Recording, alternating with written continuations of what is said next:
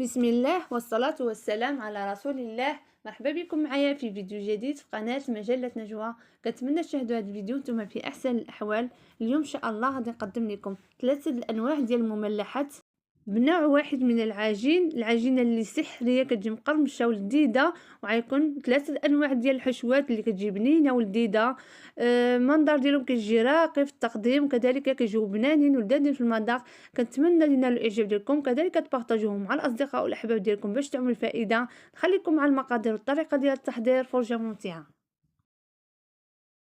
بالنسبه للعجينه غنحتاجو جوج ديال البيضات، كذلك 7 كؤوس ونصف من الدقيق، كأس ونصف من الماء البارد، واحد كأس ديال الحليب بارد، جوج ملاعق ديال الخل، ملعقة ديال الملح، وملعقة صغيرة ديال السكر سنيدة.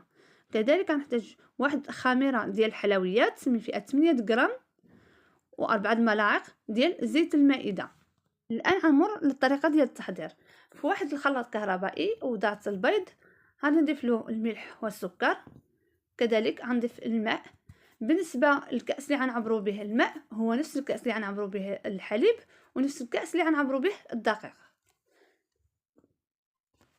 غنضيف كذلك الحليب والخل. الان غنخلط الكل جيدا حتى ينسجموا لي جميع العناصر جيدا مع بعضهم. الان غنضيف 3 كؤوس ديال الدقيق في هذه المرحله هذه مع الخلاط الكهربائي والكميه المتبقيه ديال الدقيق حتى نجمع بها العجين. الان غادي نضيف كذلك الخميره ديال الحلويات من فئه ديال 8 غرام.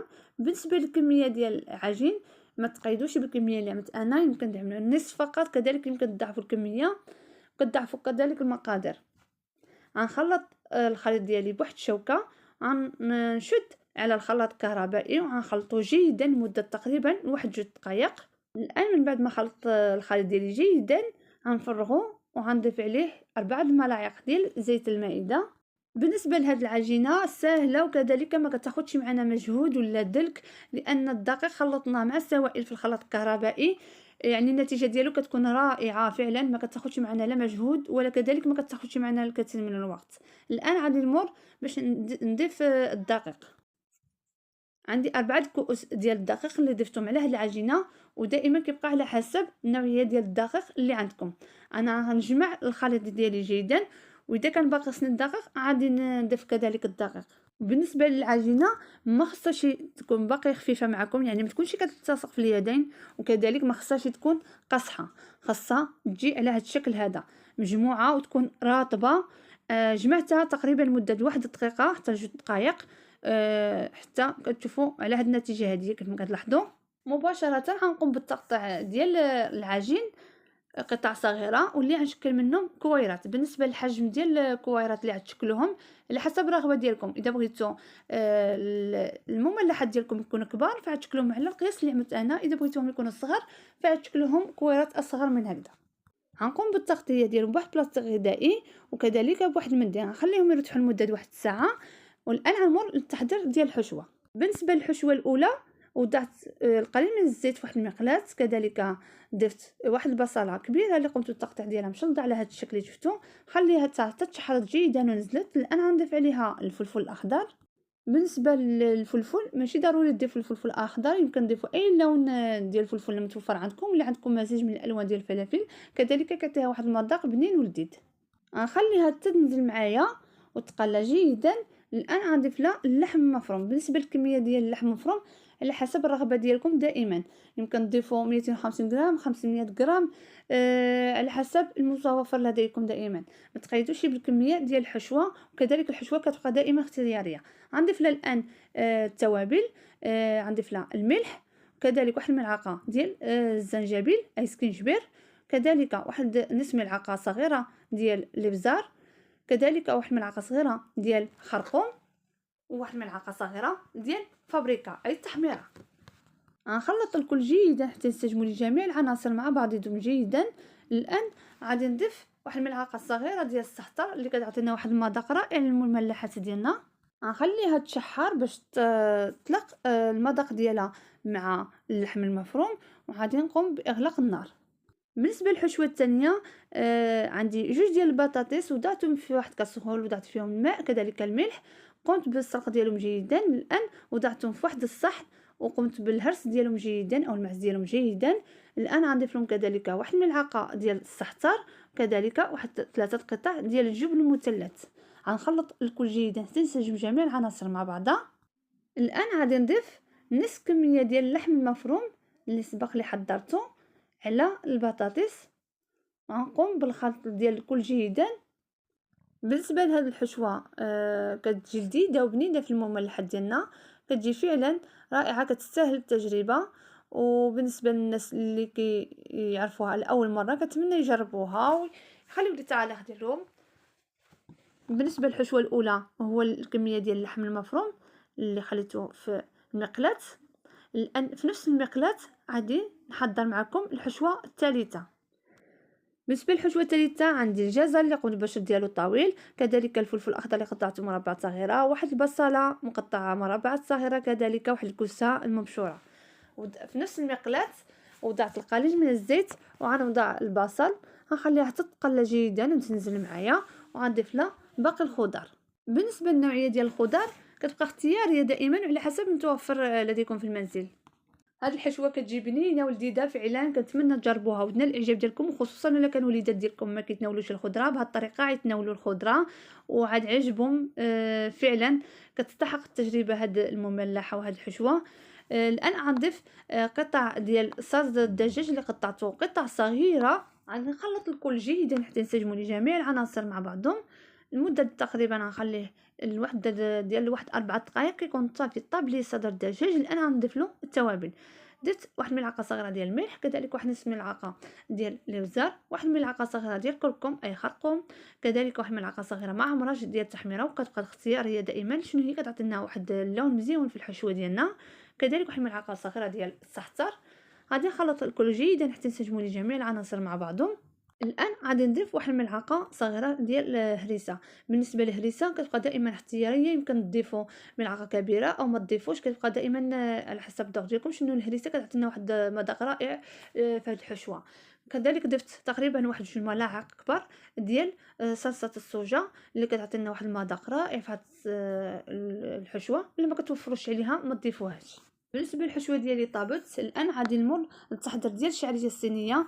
وضعت القليل ديال الماء في واحد الكاسرول. من بعد ما غلا وضعت الجانبين، وضعت فيها تقريبا واحد 100 غرام حتى 150 غرام ديال الشعريه الصينيه. غنخليها لمده ديال 5 دقائق حتى ل 7 دقائق.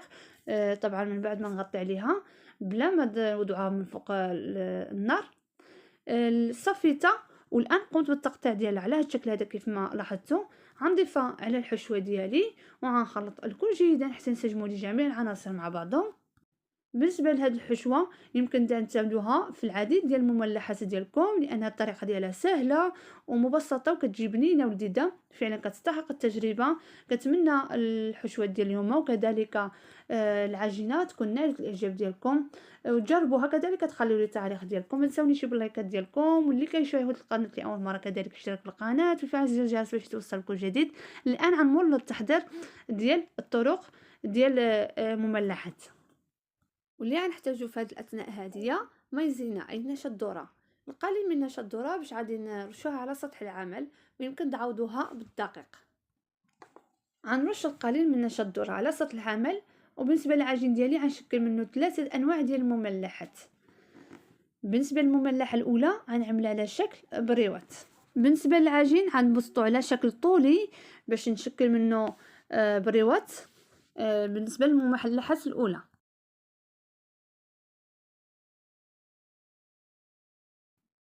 وهذا هو العجين. بالنسبه للسمك ديالو خصو يكون رقيق على هذا الشكل هذا كيف ما كتلاحظوا.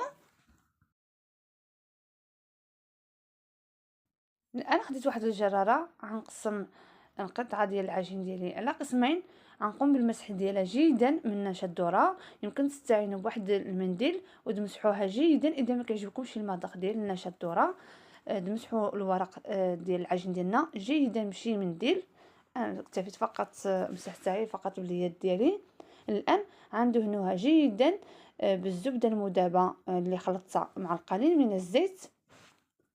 بالنسبه لهذه الطريقه ديال الملاح سهلة ومبسطة، يعني غتجي ناجحة 100% بالنسبة لجميع المبتدئات.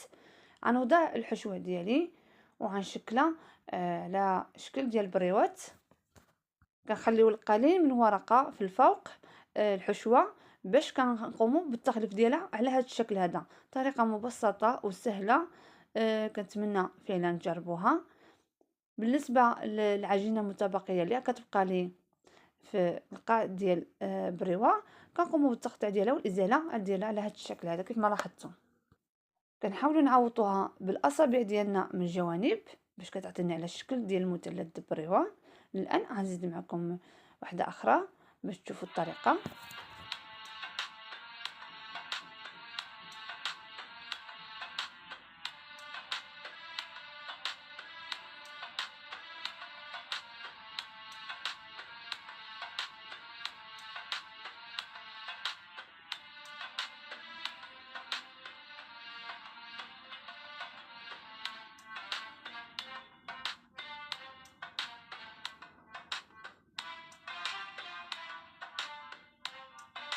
بالنسبه للشكل الثاني اللي غنبسط العجينه ديالي على شكل دائري، وغنقوم بالتقطيع ديالها على 4 قطع باش كتعطينا الشكل ديال المثلثات. لان هذا الشكل هذا غنعملوه على شكل ديال قنينطات. غنقوم بالدهن ديالها بالزبده المذابه مع الزيت. كنعتذر هذه اللقطه ما تسجلتيش. غنوضع الحشوه ديالي وغنضع عليها كذلك قطع ديال الاجبان اللي كيبقى دائما اختياري.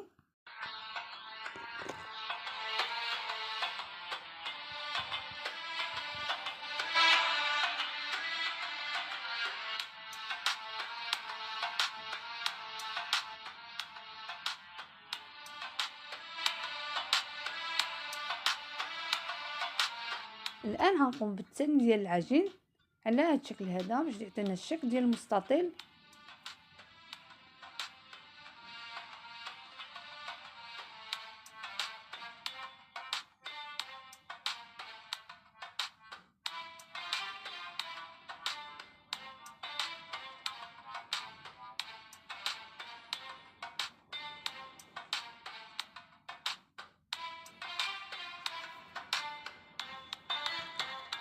خديت واحد البلاطو ديال الفرن دهنته بالقليل من الزيت وضعت فيه الاشكال ديال المملحات ديالي.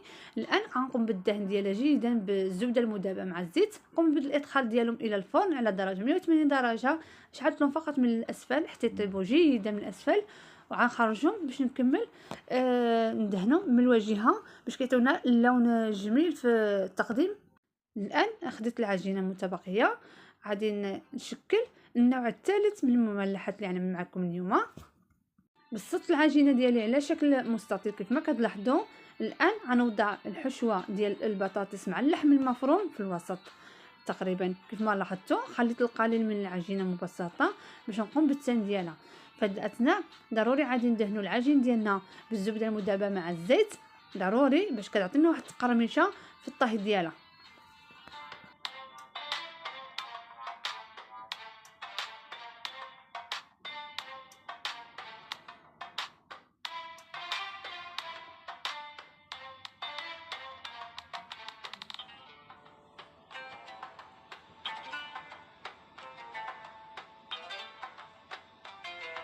غناخذ واحد السكين وغنقوم بالتقطيع ديال العجين ديالي على هذا الشكل هذا كيف ما كتلاحظوا، وما نوصلوش التقطيع حتى النهايه ديال العجين.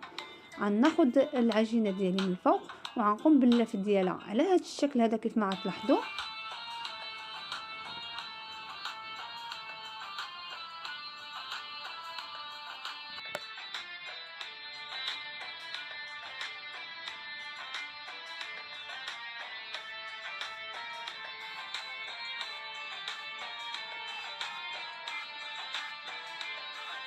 غادي نضغط جيدا على العجين. ناخذ واحد السكين غنقوم بازاله العجين المتبقي وعلى هذا الشكل هذا كيف ما كتلاحظوا باش كيعطينا واحد الشكل جميل ملي كنزلوه في الصحن ديال التقديم. غادي نستمر حتى نكمل باقي الكميه اللي عندي.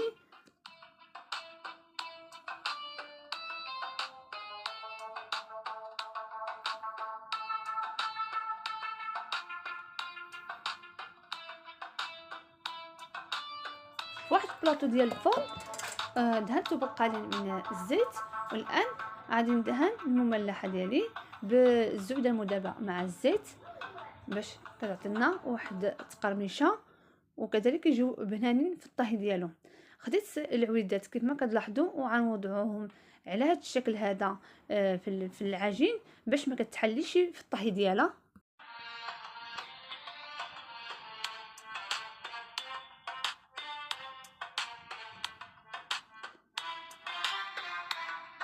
بالنسبه للبلاطو الاول ديال المملحات طاب لي من الجهه السفلى.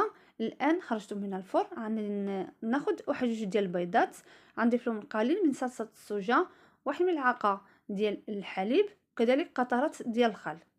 غادي نخلطهم جيدا وغنقوم بالدهن ديال الواجهه ديال المملحات باش كتعطيني واحد اللون رائع في التحمير ديالهم.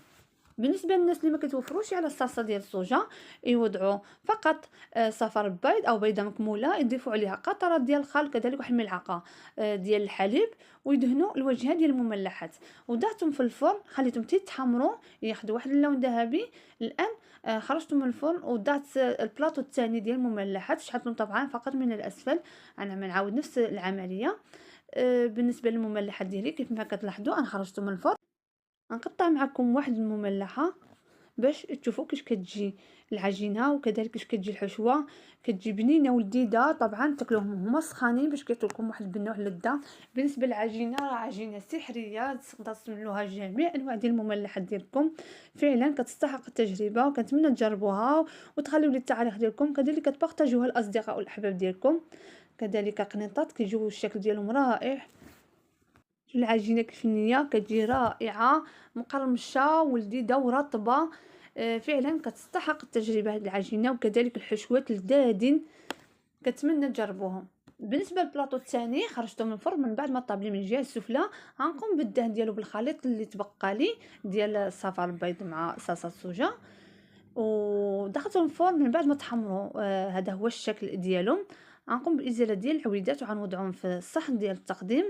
جاو رائعين مقرمشين، جاو بنانين ولذاذين، كنتمنى فعلا تجربوهم وتنالوا الاعجاب ديالكم. بعجينه بسيطه النتيجه كانت رائعه. 3 الاشكال ديال المملحات كيف ما كتلاحظوا. هي النتيجه باينه واضحه معكم في الفيديو. المملحه الثالثه ها هي الشكل ديالها مقرمشه وبنينه ولذيذه، كنتمنى فعلا تجربوهم وينالوا الاعجاب ديالكم.